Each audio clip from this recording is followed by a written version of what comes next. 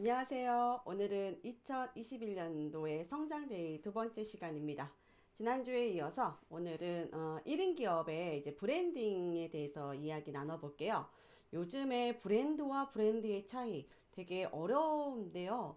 1인 기업이 브랜딩이 되지 않으면은 살아남을 수 없다. 문을 닫는다. 라고 표현을 했는데 제가 긍정적으로 얘기하면 문을 닫지만 이걸 조금 부정적으로 표현한다면은 진짜 폭망하는 거죠. 쫄딱 망하는 거죠. 자, 2021년도에 1인 기업이 살아남을 수 있는 첫 번째 과제는 브랜딩입니다. 우리 브랜딩에 대해서 알아보도록 하겠습니다.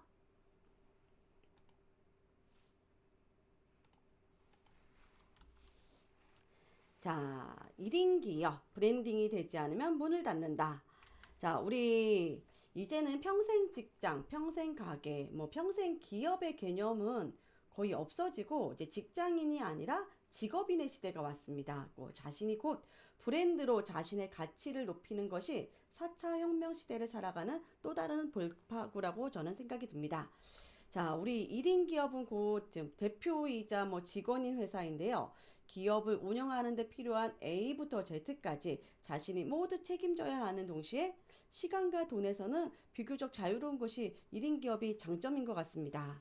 그런데 브랜드는 비슷한 내 브랜드와 비슷한 이제 브랜드를 보면은요. 제일 중요한 게 차별화죠. 예. 지금 보여주는 이 2015년도부터 2020년도까지 10대 브랜드인데요. 강한 브랜드에는요, 꼭 있는 것이 있습니다. 첫 번째는요, 차별성, 두 번째는 지속성, 세 번째는 연관성입니다.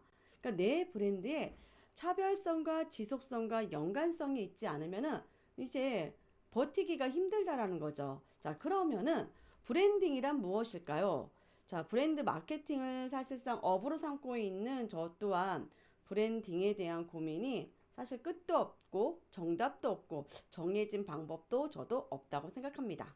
다만 브랜딩을 바라보는 다양한 관점을 참고하고 공부하면서 조금씩 그 고민을 하나씩 해결해 나가야 될 뿐인데요. 사업주 역시 저랑 같은 고민을 하고 계시지 않을까 생각이 들어요. 브랜딩의 중요성은 사업을 운영하며 없을 수 없는 고민 중에 하나라고 생각이 듭니다. 브랜딩은 크고 작은 모든 비즈니스에서 가장 중요하고 갈수록 시장 경쟁은 치열해지고 살아남기 위해서 차별에 대한 보다 효과적인 브랜드 전략이 필요한데요. 그렇다면 효과적인 브랜딩이란 무엇일까요? 특히 1인 기업에는 어떤 영향을 줄까요? 간단히 말해 브랜드는요, 고객과의 약속이고 고객이 제품과 서비스에 무엇을 기대할 수 있는지 알려주면서 이를 통해서 경쟁사와 차별화된다. 자, 이게 브랜드의 정의라고 할 수 있는데요. 그러면은 또 더 쉽게 얘기를 하자면 당신이 누구인지, 누가 되고 싶은 사람인지, 사람들이 어떻게 인지했으면 좋겠는지를 한번 스스로에게만 물어보세요. 그러면은 이걸 브랜드를 만드는 첫 번째 단계라고 생각이 드는데요. 브랜딩, 1인 기업에게 도대체 어떤 영향을 주나요? 업계에서 혁신적인 전문가인가? 아니면 경험이 많고 믿을 만한 사람인가? 혹시 제품 또는 서비스가 고비용인가? 고품질인가? 아니면 저비용 고가치인가? 물론 모두 해당되면 좋겠지만 그럴 수 없는 게 현실이죠.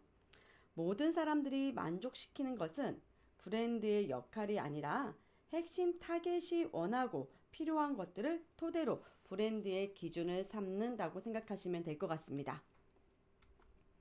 자, 이제 브랜드 전략은 이 브랜드 메시지를 어디에, 어떻게, 언제, 누구에게 어떻게 전달할지 정하는 과정인데요. 흔히 브랜딩 혹은 마케팅이라고 하면은 우리 광고만 생각하기 쉬운데 이 역시 브랜드 전략의 일부일 뿐이고요. 온라인 채널에서도 역시 마찬가지로 작성하는 글과 올리는 사진마저도 저는 브랜드의 전략이 된다고 생각이 듭니다. 자, 일관성 있고 효과적인 브랜드 전략은 강력한 브랜드의 정체성을 만들고요. 그리고 확실히 구축된 브랜드의 제품 또는 서비스는 그렇지 않은 제품들보다 훨씬 높은 가치를 가질 수가 있습니다. 자, 예를 든다면 코카콜라죠. 코카콜라는 단순 탄산음료가 아니라 빨간색이 생각나고 즐거움과 운동 후 마시는 짜릿함이 떠오릅니다. 이렇게 생각이 든다는 거는 탄산음료라 할지라도 더 비싼 코카콜라를 구매하게 만들죠. 이게 바로 브랜딩의 힘입니다.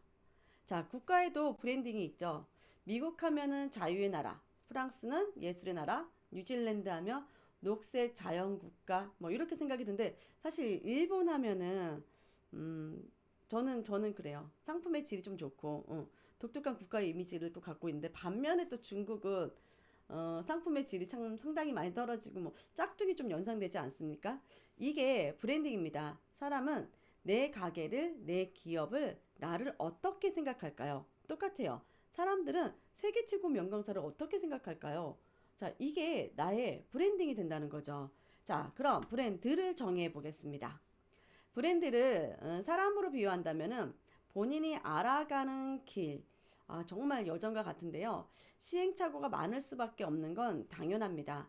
브랜드를 정의하는 가장 기본 단계는 첫 번째, 당신의 가게 또는 회사 이름은 무엇입니까?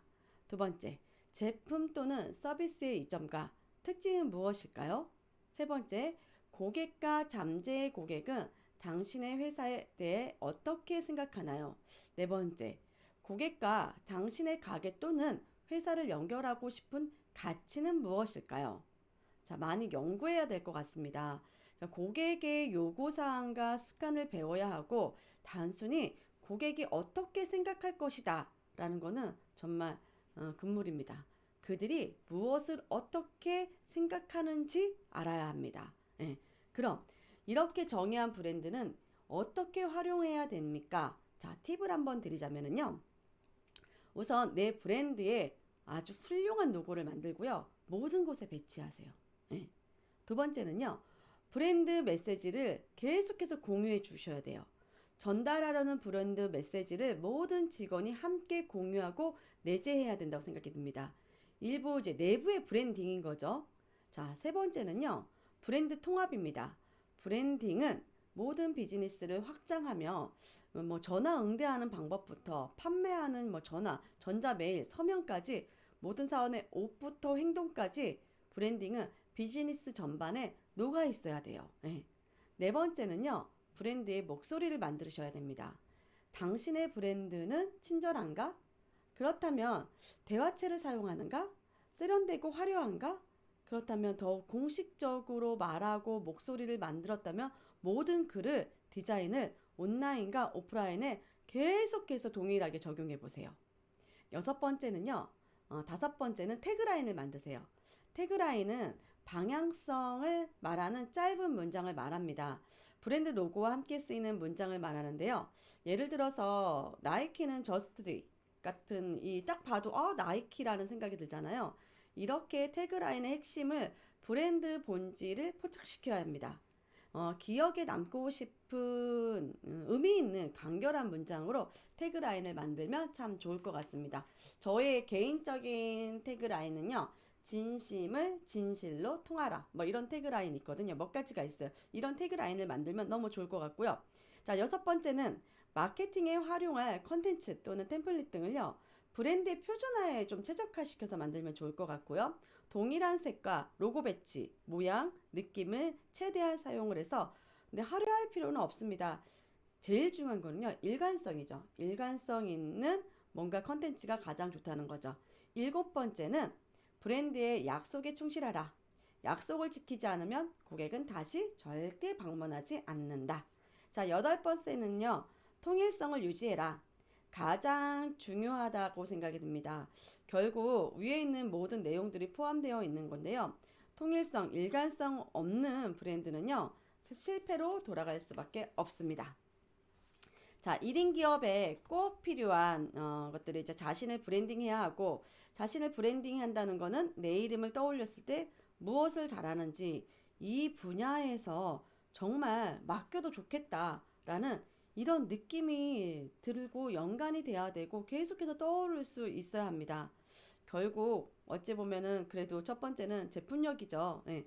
제품이 특별하지 않으면 어떤 마케팅이나 브랜딩을 해도 재구매가 일어날 수가 없습니다. 서비스도 마찬가지고요. 자, 두 번째는요. 제휴와 협업입니다. 이건 무슨 말이냐면요. 1인 기업이라도 절대 혼자서 일하면 안 됩니다.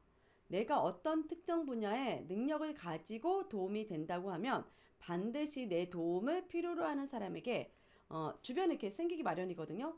그런 분들에게 내가 가진 능력을 그분들하고 제휴를 하고 협업할 수 있는 능력이 두 번째 중요하다고 생각이 듭니다. 첫 번째는 제품력, 두 번째는 제휴와 협업입니다.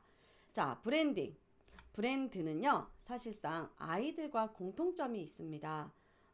아이돌과 브랜드의 이 공통점은 팬들이 사랑이 없으면은 순식간에 잊혀져 버리죠. 아이돌은요, 똑같습니다.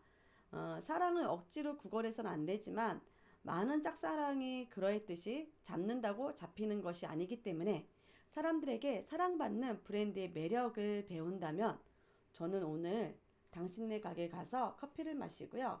당신네 가게 가서 밥을 먹고 당신네 가게 가서 물건을 구입할 거예요. 예. 제가 당신의 가게를, 당신의 기업을 선택하는 이유는 당신의 브랜딩입니다. 자, 우리 2021년도 자, 시작은 했지만 오늘의 두 번째 시간에는요. 1인 기업 브랜딩이 되지 않으면은 문을 닫는다였는데요. 결론은 끌림의 법칙입니다. 내 브랜드에 브랜딩을 하셔서 누군가가 끌림으로 인해서 계속 땡겨지는 이런 법칙이 작용이 돼야 되는데 그렇지 않으면은 정말 문을 닫을 수 있습니다.